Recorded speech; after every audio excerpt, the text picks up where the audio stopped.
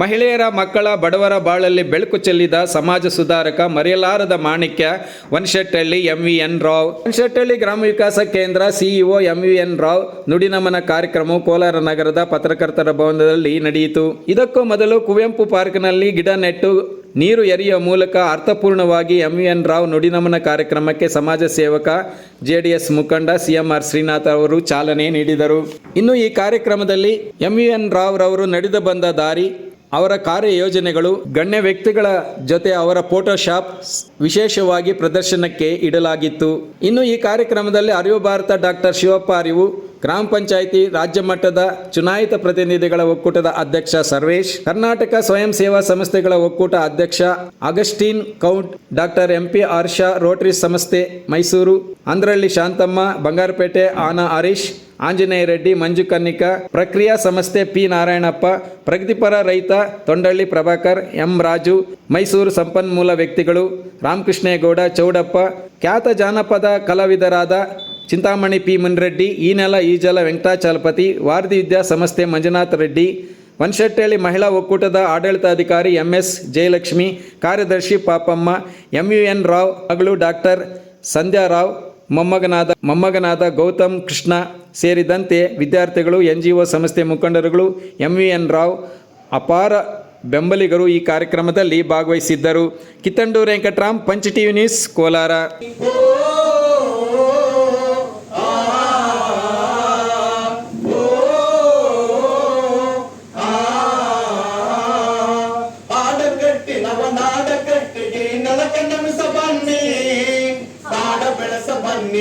ನಮ್ಮ ನಾಡ ಉಳಿಸ ಬನ್ನಿ, ನೀವು ಕಾಡ ಬೆಳೆಸ ಬನ್ನಿ, ನಮ್ಮ ನಾಡ ಉಳಿಸ ಬನ್ನಿ.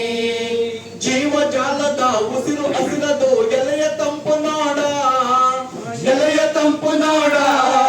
ಈ ಮರವ ಕಡಿಯಬೇಡ, ಇನ್ನೂ ಸಸಿಯ ಬೆಳೆಸಬೇಡ. ಈ ಮರವ ಕಡಿಯಬೇಡ, ಇನ್ನೂ ಸಸಿಯ ಬೆಳೆಸಬೇಡ.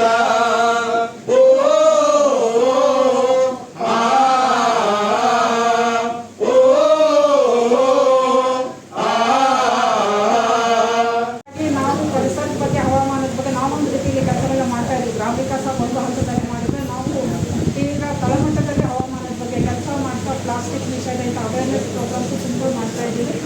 ಈ ಒಂದು ಚೀಲಗಳನ್ನ ರಾವೂರು ಹೆಸರಲ್ಲಿ ಇವತ್ತಿಲ್ಲಿ ಬಂದಿರುವ ಭಾಗವಹಿಸಿದ ಎಲ್ಲರಿಗೂ ಕೊಡಬೇಕು ಅಂತ ಆಸೆ ಮಾಡ್ತಾ ಇದ್ದೀವಿ. ಯಾಕಂದರೆ ಅವ್ರು ಯಾವಾಗಲೂ ಇವಕ್ಕೆಲ್ಲ ಕೂಡ ತುಂಬ ಬೆಂಬಲ ಕೊಡ್ತಾರೆ ಇಂಥ ವಿಚಾರಗಳಲ್ಲಿ.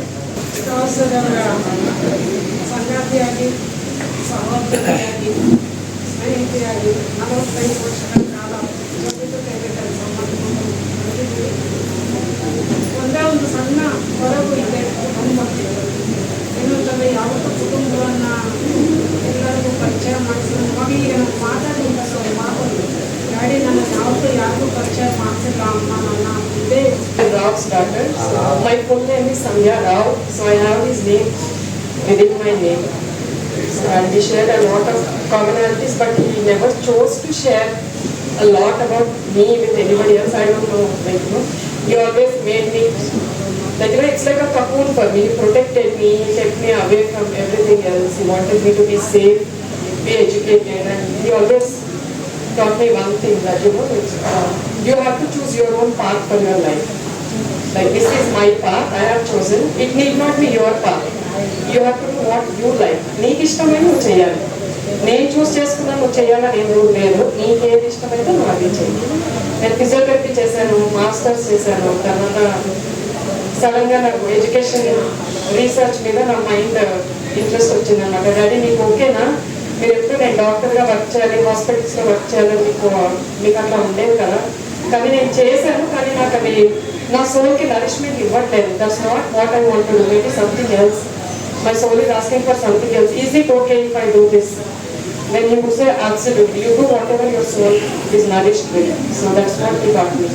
And మీరందరూ చెప్పిన కానీ అందరికీ హెల్ప్ చేసేవారు అంటే నాకేం నేర్పించారంటే, అమ్మ నువ్వు ఏ హెల్ప్ చేసినా, ఏ దానం చేసినా, ఎవరికి ఏం చేసినా నువ్వు కుడి చేతితో చేసినా ఎడమ చేతికి తెలియకూడదు. సో అలా చెయ్యను.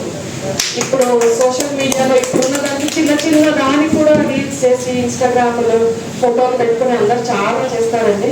సో ఆయన నాకు నేర్పించిన విలువలు, కుడి చేతితో చేసింది కూడా ఎడమ చేతికి తెలియకూడదు.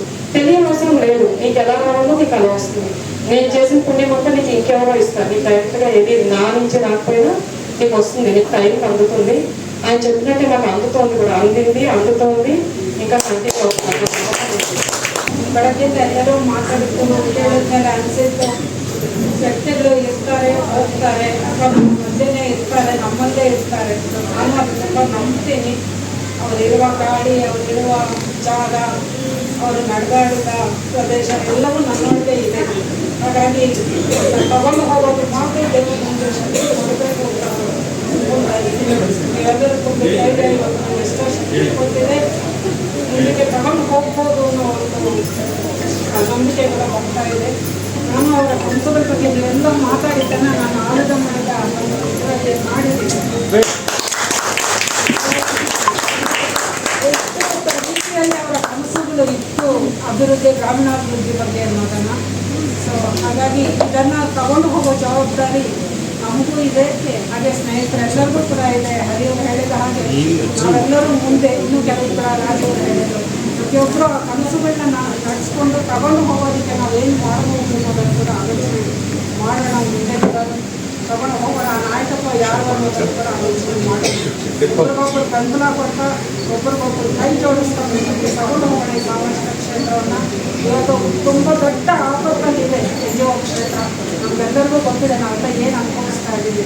ಹಣ ಒಂದೇ ಅಲ್ಲ, ಕಾನೂನುಗಳು ಮತ್ತು ಪರಿಸರ ಎರಡೂ ನಮ್ಮ ಪರವಾಗಿ ಇಲ್ಲ ಕೆಲಸವನ್ನು ಮಾಡೋದು. ಅದನ್ನು ನಾವೆಲ್ಲ ಒಗ್ಗಟ್ಟಾಗಿದ್ದರೆ ಮಾತ್ರ ಅವನ್ನೆಲ್ಲ ಎದುರಿಸ್ಬೋದು, ಅದರ ವಿರುದ್ಧ ಹೋರಾಡ್ಬೋದು ಅನ್ನೋ ಒಂದು ನಂಬಿಕೆಯಿಂದ ಕೆಲಸವನ್ನು ತಗೊಂಡು ಹೋಗೋಣ ಅಂತ ನಾನು ಆಲೋಚನೆ ಮಾಡ್ತಾ ಇದ್ದೀನಿ. ಯಂಗರ್ ಜನ್ರೇಷನ್ಗೆ ಇವೆಲ್ಲವೂ ಕೂಡ ತಲುಪಬೇಕು ಮತ್ತು ಅವರ ಭವಿಷ್ಯಗಳು ಚೆನ್ನಾಗಿ ಆಗಬೇಕು ಅಂತ ಹಾರೈಸ್ತಾ ನಿಮ್ಮೆಲ್ಲರಿಗೂ ನಮ್ಮ ಕುಟುಂಬದ ಪರವಾಗಿ ಪೂರ್ವಕ ಧನ್ಯವಾದಗಳನ್ನು ಹೇಳ್ತಾ ಇದ್ದೀನಿ.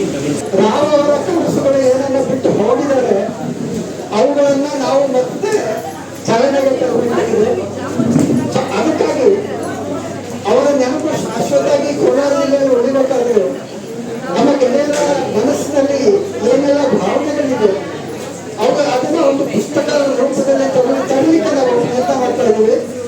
ಸೊ ಆ ಜವಾಬ್ದಾರಿಯಿಂದ ನಮ್ಮ ಗೆಳೆಯರಾದ ಡಾಕ್ಟರ್ ಅರವಿಂದ್ ಶಿವಕುಮಾರ್ ಜವಾಬ್ದಾರಿ ಹೊತ್ಕೊಂಡಿದ್ದಾರೆ. ಸ್ನೇಹಿತರೆ, ನಮಗೆ ರಾಮ ಅವರ ಬಗ್ಗೆ ಏನಾದರೂ ಹೇಳಬೇಕು ಅಂತಿದ್ರೆ ಅದನ್ನ ಒಂದು ಲೇಖನ ರೂಪದಲ್ಲಿ ಒಂದು ಬರೆದು ನಮ್ಮ ಶಿವಕುಮಾರವರಿಗೆ ಕೊಟ್ಟರೆ ಅದನ್ನ ಮುಂದಿನ ದಿನಗಳಲ್ಲಿ ಒಂದು ಪುಸ್ತಕ ರೂಪದಲ್ಲಿ ತಂದು ಅಟ್ಲೀಸ್ಟ್ ರಾಮ ಅವರ ನೆನಪಿನ 1 ವರ್ಷದ ಒಂದು ಸಂದರ್ಭದಲ್ಲಿ ಆ ಪುಸ್ತಕವನ್ನು ನಾವು ಹೊರಗಡೆ ತರಲಿಕ್ಕೆ ನಾವೆಲ್ಲರೂ ಕೂಡ ಪ್ರಯತ್ನ ಮಾಡೋಣ. ಹಾಗಾಗಿ ನಾವೆಲ್ಲರೂ ಕೂಡ ತಮ್ಮ ಕಲ್ಪನೆಯಲ್ಲಿ ಇರ್ತಕ್ಕಂತಹ, ತಮ್ಮ ಭಾವನೆಗಳಲ್ಲಿ ಇರ್ತಕ್ಕಂತಹ ರಾಮ ಅವರನ್ನು ಗುರುತಿಸಿ